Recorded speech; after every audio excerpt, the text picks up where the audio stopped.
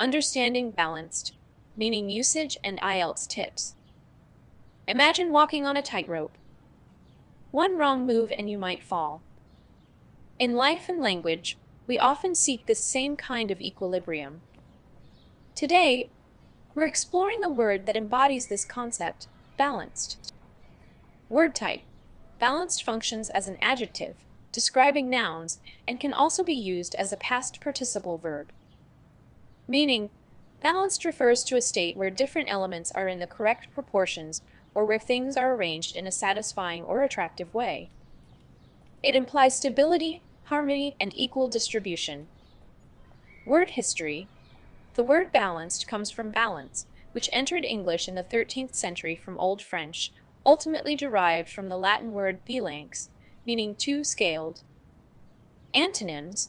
Some opposites of balanced include unbalanced, lopsided, disproportionate, and uneven.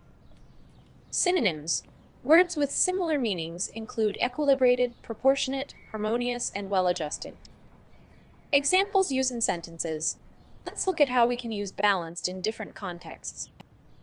In diet and nutrition, a balanced diet includes a variety of foods from all food groups. In discussions, the news report provided a balanced view of the controversial issue. In lifestyle, she maintains a balanced lifestyle by dedicating time to both work and leisure activities.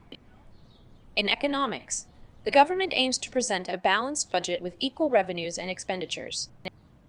In design, the architect created a balanced composition, harmoniously blending modern and traditional elements.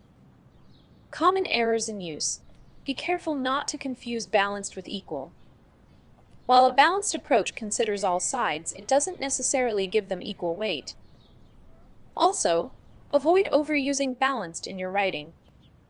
While it's a useful word, varying your vocabulary will improve your IELTS score.